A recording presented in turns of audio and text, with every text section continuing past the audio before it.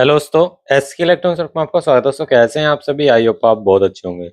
दोस्तों मेरे पास ये 5 किलोवाट का स्टेबलाइजर रिपेयर होने के लिए आया है और इसके अंदर प्रॉब्लम है कि ये जैसे मतलब वोल्टेज अप डाउन करता है उसके हिसाब से एक ऐसे पॉइंट पे मतलब ये थोड़ी सी वाइब्रेशन करने लगता है, पूरी घनघनाहट सी वाइब्रेशन, और आउटपुट भी वाइब्रेशन के साथ मतलब आउटपुट भी अप डाउन करने लगता है, जबकि इनपुट इसके अंदर ठीक आती है। मतलब कहने का मतलब ये इसकी आउटपुट प्रॉब्लम है। तो उसको हम कैसे रिपेयर करेंगे और हमें कैसे कहाँ पे कितनी वोल्ट चेक करनी चाहिए और प्रॉपर स्टेबलाइजर को चेक करने के लिए हमें किस चीज़ की जरूरत पड़ेगी और कैसे करना है चेक, चलिए मैं आपको बताता हूँ। ये जो स्टेबलाइजर है दोस्तों, ये फुल ऑटोमेटिक स्टेबलाइजर है। एक होता है हमारा ऑटो कट, एक होता है ऑटोमेटिक। ठीक है, ये ऑटोमेटिक वाला क्या करता है, आपकी वोल्टेज मंदी आएगी तो तेज करेगा, तेज आएगी तो मंदी आएगा, लेकिन एक लिमिट टाइम होता है। जैसे कोई भी स्टेबलाइजर होता है उसकी एक डेट होती है कि भाई इसका हमारी मतलब वो कितनी है डिले टाइम, उसका हमारा वोल्टेज कितने है। अब इसमें क्या है कि ये दोस्तों हमारा 190 वाला वो से स्टार्ट है और 300 पे एंड है। यानी कि 100 भी आएगी तब भी ये 200 दे देगा, अगर आपकी 300 भी आएगी तब भी 200 240 के बीच में दे देगा आपको। यानी कि 100 वोल्ट से 300 वोल्ट तक के बीच में काम कर देगा, जिसे 90 से बोलते हैं। अब हमें ये चीज चेक करनी है सबसे पहले कि ये प्रॉपर अपना काम कर रहा है नहीं कर रहा है। उसके लिए हमें क्या करना पड़ेगा, एक हमें डिमर की जरूरत पड़ती है। डिमर आपके पास चाहे सस्ते वाला हो चाहे अच्छे वाला हो। हमने यहाँ पे थोड़ा सा एडवांस टेक्नोलॉजी का बना रखा है, आप देख सकते हैं यहाँ पे एम्पियर भी है, विद वोल्टेज भी है। और जो हमारा डिमर है दोस्तों वो ऐसा है 1 वोल्ट से लेकर 500 वोल्ट तक है, लेकिन मार्केट में डिमर मिलते हैं 1 वोल्ट से 2.5 वोल्ट, 250 वोल्टेज तक मिलते हैं लास्ट। ठीक है, अब हमने कर क्या रखा है, आप देख सकते हैं डिमर के जो वायर हैं वो इनपुट सेक्शन पे लगा रखे हैं, यानी कि जहां पे इसकी इनपुट है 2 वायर, और यहाँ 2 वायर है आउटपुट के। अब हम क्या करेंगे, सबसे पहले स्टेबलाइजर को 100 वोल्ट देंगे। तो चलिए इसे करते हैं यहाँ से ऑन। तो हमने ऑन किया। ऑन करने के बाद देखिए दोस्तों, अभी हम इसके आउटपुट में भी एक मीटर लगा लेते हैं। हम डिजिटल मीटर लगाते हैं, तो हम यहाँ पे डिजिटल मीटर लगा लेंगे इसकी दोनों कनेक्टरों में। तो हमने यहाँ पे डिजिटल मीटर को सेट कर दिया है। ठीक है, अभी यहाँ पे आप देखेंगे तो कोई रीडिंग नहीं है। अब हम यहाँ पे 100 वोल्टेज देते हैं इसके अंदर। तो हमने यहाँ पे 100 वोल्टेज दे दी है और हम यहाँ पे आउटपुट देखेंगे तो 203 वोल्टेज हमारी आ चुकी है।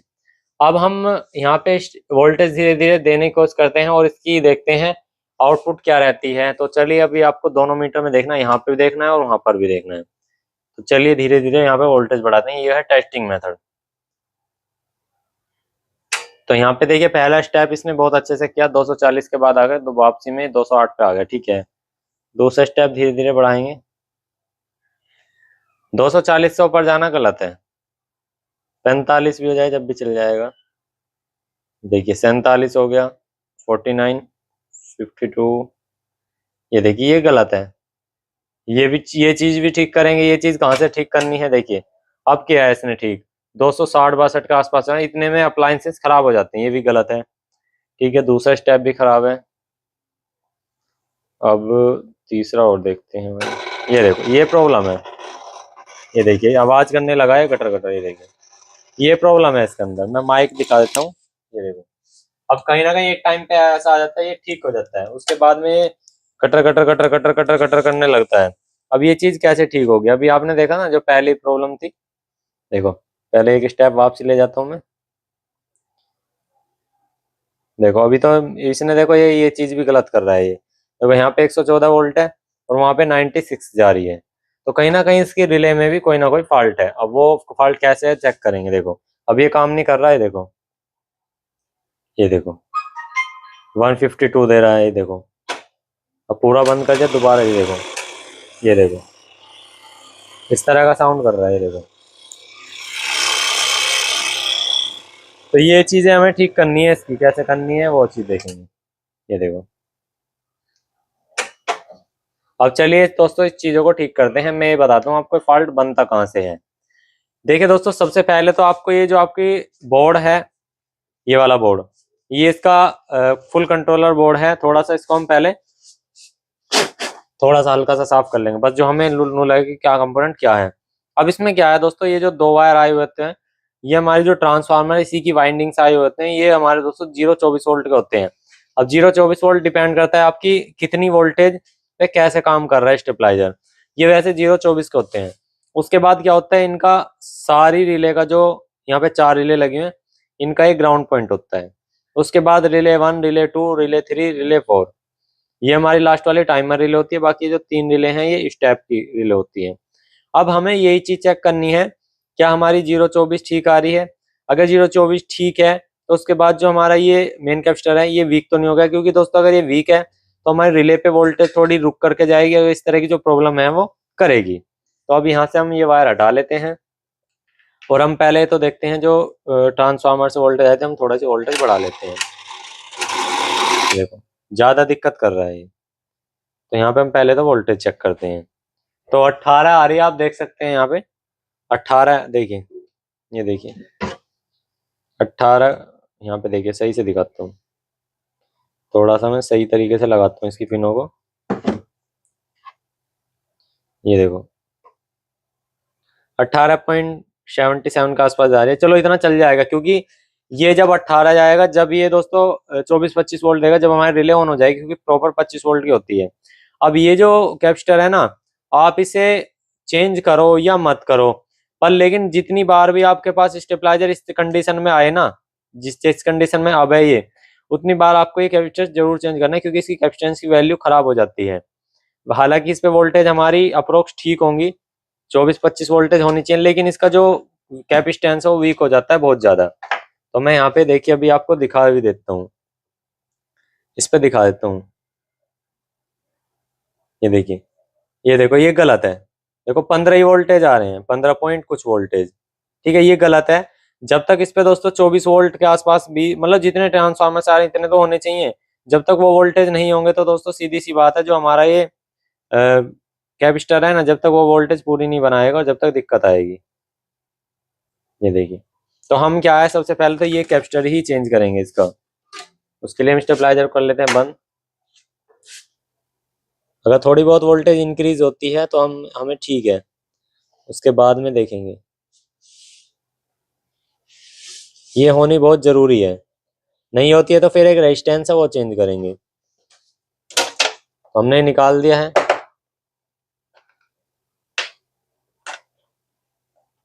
तो इसकी जगह हम बड़ा भी लगा सकते हैं। उसकी कैपेसिटर की वैल्यू 50 वोल्ट 2200 में मैं यहाँ से निकाल लेता हूँ। ये गिर गया है, ये देख सकते हैं यहाँ पे 50 वोल्ट 2200 में। अब यहाँ पे दोस्तों आप 35 वोल्ट का भी लगा सकते हैं कैपेसिटर। आपने जो 50 वोल्ट का लगा रखा है, मतलब जो पीसी में लगा हुआ है, इसकी जगह आप 35 वोल्ट भी लगा सकते हैं, कोई दिक्कत वाली बात नहीं है। तो यहाँ पे आप देख सकते हैं, या तो आप ये भी लगा सकते हैं। अगर आपके पास कैपेसिटेंस वाला अच्छा कैपेसिटर है, ज्यादा कैपेसिटेंस है, तो आप ये कैपेसिटर भी यहाँ पे लगा सकते हैं 50 वोल्ट 2200 में। तो मैं यही कैपेसिटर इसके अंदर इंस्टॉल करूंगा, क्योंकि मुझे ये लग रहा है ठीक है कैपेसिटर। कि मैं इसको यहाँ से एक बार सोल्ड कर लूंगा हल्का सा। मैं इसी कैपेसिटर को लगाऊंगा, हालांकि ये थोड़ा मोटा कैपेसिटर है, पर कोई दिक्कत वाली बात नहीं है, वोल्टेज सेम है। ठीक है, आपकी वोल्टेज सेम होनी चाहिए। अगर आपके म्यूएफ ज्यादा हैं तो, अगर सप्लाई सेक्शन की बात आ रही है तो चल जाएगा।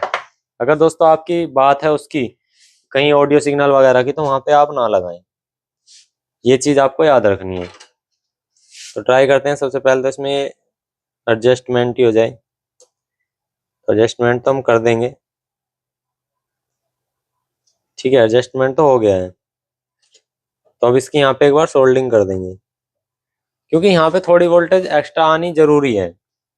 ये काम करने के बाद दूसरा काम भी आपको करना है, वो भी मैं अभी आपको दिखाऊंगा क्या काम करना है। तो यहाँ पे इसकी सोल्डिंग कर देंगे। दूसरा काम अभी दिखाऊंगा जिस वजह से दिक्कत आती है। पहला काम तो हमारा ये हो गया, ठीक है। दूसरा काम देखो, आपको स्टेप बाय स्टेप रिले खोलनी है, और रिले खोलने के बाद आपको क्या काम करना है, आपको इस तरह का वो ले लेना है जो रेत होता है, ठीक है, जो हमारे घिसने के लिए रेत होता है। और आपको सबसे पहले ही रिले खोलनी है, फिर दूसरे नंबर की, फिर तीसरे नंबर की। देखो मैं दिखा दे रहा हूँ, रिले ओपन हो गई। यहाँ से इसको उठा लेना है, थोड़ा सा टाइट निकलेगा। तो आप यहाँ पे देखेंगे, ये देखिए यहाँ पे आपको स्पार्किंग नजर आ रही होगी, ये देखो यहाँ पे, ठीक है, यहाँ पे स्पार्किंग हुई हुई है। अब यहाँ पे अगर हम देखेंगे, ध्यान देंगे, जब हम इसको चलाएंगे तो अगर हमारी कैपेसिटर से दिक्कत होगी तो वो खत्म हो गई होगी। अगर कैपेसिटर से दिक्कत नहीं होगी, वैसे पहले ही जो प्रॉब्लम बनती है वो कैपेसिटर से बनती है वीक वोल्टेज की वजह से। दूसरी प्रॉब्लम रिले से बनती है, ठीक है। ठीक है, ये दो ही इसमें रीजन है। चलिए एक बार सेट को ऑन करते हैं। तो अब हम क्या करेंगे कि यहाँ से वोल्टेज को ऐसे ही धीरे धीरे घटाएंगे बढ़ाएंगे, तो प्रॉपर काम कर रहा है नहीं कर रहा है वो चीज देखेंगे। थोड़ा सा आप देखना, यहाँ पे थोड़ा मैं मीटर की तरफ भी करता हूँ और वहां से बैरियर की तरफ भी। तो वोल्टेज में वही पहले वाला मेथड ही अपनाऊंगा, धीरे धीरे ही घटाऊंगा और धीरे धीरे ही बढ़ाऊंगा। सबसे पहले हमने यहाँ मीटर लगा दिया, तो यहाँ पे मीटर लगा लेंगे। तो हमने यहाँ पे मीटर लगा दिया, आप देख सकते हैं 207 वोल्ट है। अब धीरे धीरे मैं वोल्टेज घटाता हूँ। ये देखो, ये देखो, ये कटाकट मतलब बढ़िया काम कर रहा है। देखो अब तो वैसे तो ये देखो, अब मैं यहीं पे दिखा रहा हूँ माइक से। अब बढ़ाता हूँ धीरे धीरे। देखो पहला स्टेप, दूसरा, तीसरा स्टेप, चौथा स्टेप, ये देखो पांचवा, छठा, इसके बाद बंदी है। ठीक है, ये देखो सारा काम बढ़िया कर रहा है अभी प्रॉपर। मतलब जो पहले जो दिक्कत आ रही थी ना, वो देखो एक छोटे से कैपेसिटर की वजह से इतनी बड़ी दिक्कत आ रही थी। देखो मैं आपको यहाँ से दिखा दे रहा हूँ लाइव। ये देखो धीरे धीरे बढ़ाता हूँ, ये देखो अब वो दिक्कत नहीं है। ऐसा हो रहा था जैसे 180 वोल्ट के आसपास में से ले जा करके इसकी जो रिले ऐसे बोल रहे हैं टर टर टर, वो किस वजह से बोलते हैं, जब दोस्तों हमारी जो कैपेसिटेंस कैपेसिटर का वीक हो जाता है, जो हमारी यहाँ से साइन वेव जो होती है ना, वो प्योर डीसी ना हो जाने की वजह से जब तक रिले हमारी प्रॉपर नहीं चलती है। और जब तक रिले प्रॉपर नहीं चलेगी तो दोस्तों यहीं ये स्पार्किंग होती रहेगी और यहीं दिक्कत आती रहेगी। तो आपको ये काम जरूर करना है। सबसे पहले जो मेन फिल्टर कैपेसिटर वो चेंज करना है, उसके बाद ये रिले के जो कंडक्टर पॉइंट है ये साफ करने हैं। क्योंकि पहला फॉल्ट आपका यहाँ से क्लियर हो जाता है, दूसरा फॉल्ट तो तब रिले से बनता है।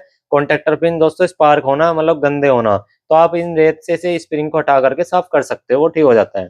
तो पहले ही हमारे नजर में पहले ही फॉल्ट क्लियर हो गया, तो इसी तरह से आपको फॉल्ट क्लियर करना है। अब आपने देखा, देखिए दिखा देता हूँ, ये देखो कटाकट काम कर रही है। अब देखो कितना ही बढ़ा लो कितना ही घटा लो तो कुछ फर्क नहीं पड़ रहा। अब हमारा स्टेबलाइजर एकदम ओके है, कोई दिक्कत वाली बात नहीं है। तो आई होप आपको दोस्तों वीडियो अच्छे तो एक लाइक कर देना। अगर आपके पास स्टेबलाइजर रिपेयर होने आते हैं या नहीं करते हो तो दोस्तों करना सीख जाओगे। हमारी वीडियो और भी है हमारे चैनल पे, जाके देख सकते हो। तो मिलते हैं नेक्स्ट वीडियो में। जय हिंद, जय श्री राम दोस्तों।